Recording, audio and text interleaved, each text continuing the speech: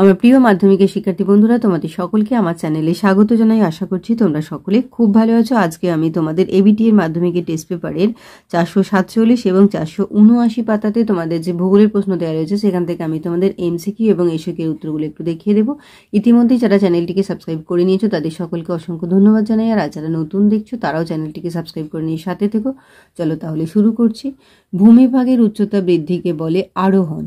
অনেকগুলি কড়ি একসাথে মিলিত হলে তাকে বলা হচ্ছে পিরামিড চূড়া।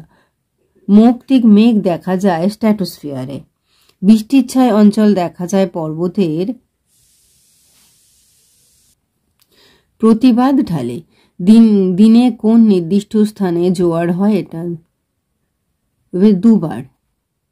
আর শৈবাল সাগর দেখা যায় আটলান্টিক মহাসাগরে। আর্সেনিক একটি বিষাক্ত বজ্র। দুন কথার অর্থ হলো উপত্যকা। ভারতের নবীনতম রাজ্য হলো তেলেঙ্গানা। দক্ষিণ ভারতের সর্বোচ্চ শৃঙ্গ হলো আনাইমুদি। ভারতের কেন্দ্রীয় গম গবেষণাগারটি অবস্থিত পুসাতে। শিল্পদানব বলা হয় পেট্রোরসায়ন শিল্পকে। ভারতের বৃহত্তম খনিজ তেল শোধনাগার হলো জামনগর। ইসরোর সদর দপ্তর বেঙ্গালুরু। এরপর দেখো, শুদ্ধ হলে সু, অশুদ্ধ হলে অ লিখতে বলা হয়েছে। ফটহোল নদীর উচ্চগতিতে সৃষ্টি হয় সু। ঝুলন্ত উপত্যকা নদীর উচ্চগতিতে সৃষ্টি হয় সু। চিনুক একটি স্থানীয় বায়ু সু। সরলবর্গীয় অরণ্য দেখা যায় পার্বত্য অঞ্চলে অ।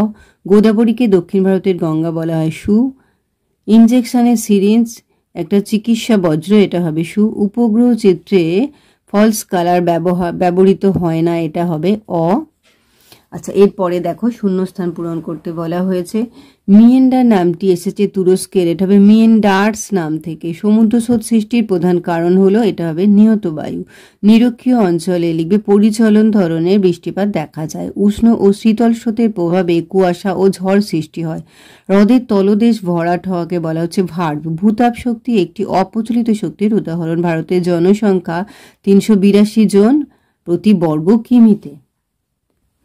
এরপরে দেখো, দুটি বা একটি শব্দে উত্তর দাও। নদীর ষষ্ঠ ঘাতের সূত্রটিকে প্রদান করেছিলেন, এটা হবে ডব্লিউ হকিন্স। ক্ষুদ্রমণ্ডল বায়ুমণ্ডলের কোন স্তরকে বলে? এটা হবে ট্রপোস্ফিয়ার। একটি শীতল স্রোতের নাম লেখো কানাডি।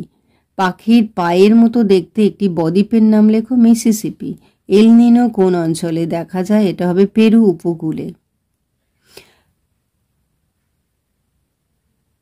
তারপরে দেখো,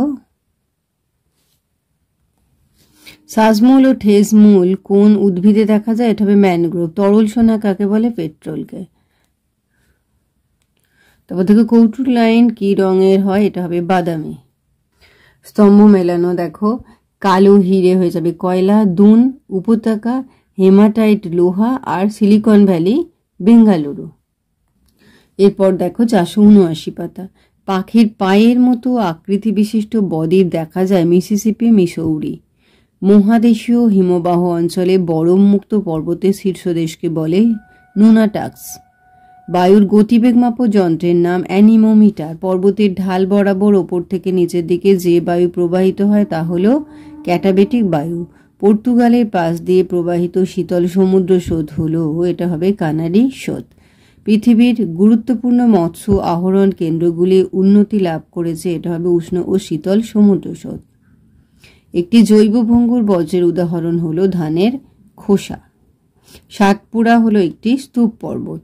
একটি পশ্চিম বাহিনী নদী হলো, এটা হবে নর্মদা। ভারতের অরণ্য গবেষণা কেন্দ্রটি অবস্থিত দেরাদুনে। একটি তন্তুজ ফসলের উদাহরণ হলো তুলা। আধুনিক যোগাযোগ ব্যবস্থার একটি পদ্ধতি হলো, এখানে দেখো mobile phone, internet, remote sensing, এটা হবে ওপরের সবকটি। ভারতের সর্বাধিক জনঘনত্বপূর্ণ রাজ্যটি হলো, এটা হবে বিহার। ডিগ্রি সিটের RF হলো, এটা হবে 1:250000। এবারে দেখো শুদ্ধ অশুদ্ধ। উষ্ণ মরু অঞ্চলে নদীর কাজের প্রাধান্য লক্ষ্য করা যায়, এটা হবে অ।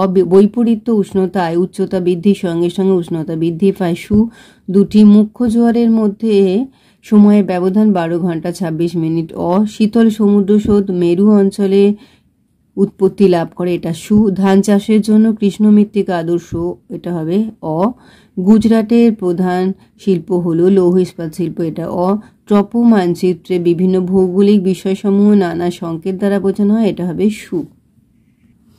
এরপর শূন্যস্থান পূরণ। পাশাপাশি অবস্থিত দুটি নদী উপত্যকাকে যে উচ্চভূমি পৃথক করে তাকে বলা হয় জলবিভাজিকা। পৃথিবীর মাধ্যাকর্ষণ শক্তি গৌণ জোয়ার সৃষ্টির কারণ। ঘূর্ণবাত, এটা নিম্নচাপযুক্ত অঞ্চলে সৃষ্টি হয়। মিথেন একটি গ্রিন হাউস গ্যাসের উদাহরণ। শিবসমুদ্র জলপ্রপাত কাবেরী নদীর ওপর অবস্থিত। কানপুর শহরকে উত্তর ভারতের ম্যানচেস্টার বলে। মোট জনসংখ্যা এবং মোট আয়তনের অনুপাতকে বলা হচ্ছে জনঘনত্ব। এবার দেখো একটি বা দুটি শব্দে উত্তর দাও। রাজস্থানের চলমান বালিয়াড়ি কি নামে পরিচিত, এটা হবে ধ্রিয়ান।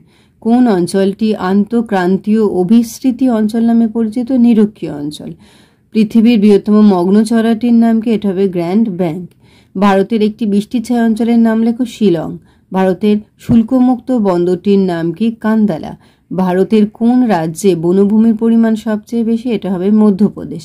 প্লাস্টিক কোন জাতীয় বজ্রের উদাহরণ, এটা হবে অবিয়োজনযোগ্য বজ্র। ইসরো প্রেরিত একটি কৃত্রিম উপগ্রহের নাম GSAT-20। এরপরে দেখো বাম দিকের সঙ্গে ডান দিক মিলিয়ে লেখো স্তম্ভ মেলানো। সিলিকন ভ্যালি হয়ে যাবে বেঙ্গালুরু। তাপবিদ্যুৎ কেন্দ্রে ছাই হয়ে যাবে শিল্প বজ্র। চা, বাগিচা শস্য, রেল ইঞ্জিন নির্মাণ কেন্দ্র চিত্তরঞ্জন।